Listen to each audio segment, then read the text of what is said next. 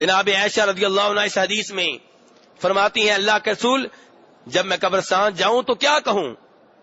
آپ نے کہا یہ دعا پڑھو السلام علیکم اہل الدیار من المؤمنین والمسلمین. یہ پوری دعا اور اس کی وضاحت میں پہلے آپ کے سامنے کر چکا ہوں. تو بہرحال میرے بھائی یہ ہے قبرستان میں جانے کے آداب. اور بقی قبرستان میں جانا آپ کی سنت ہے. شہدائے احد کے قبرستان کی زیارت کرنا آپ کی سنت ہے.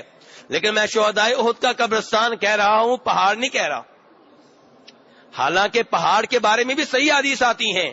فرمایا نبی صلی اللہ علیہ وسلم نے احد پہاڑ ہم سے محبت کرتا ہے اور ہم اس سے محبت کرتے ہیں. احد پہاڑ کی محبت سب کے دل میں ہونی چاہیے. لیکن احد کے پاس جانے کی وجہ جو مسنون وجہ ہے وہ شہدائے احد کی قبرستان کی زیارت ہے, احد پہاڑ کی زیارت نہیں ہے. لیکن جب آپ جائیں گے وہاں پہ پہنچ جائیں گے احد پہاڑ بھی دیکھیں آپ, اور احد پہاڑ کو دیکھ کر اندازہ کریں کہ ایک جنازہ پڑھنے کا کتنا ثواب ہوتا ہے. احد پہاڑ کو دیکھ کر اس بات کا اندازہ کریں کہ ایک جنازہ پڑھنے کا کتنا ثواب ہوتا ہے. وہ جنازہ جس میں کتنے منٹ لگتے ہیں یہاں پہ 4 منٹ 5 منٹ, اور اس کا ثواب صحیح حدیث فرمایا نبی صلی اللہ علیہ وسلم نے ایک احد پہاڑ کے برابر ہے.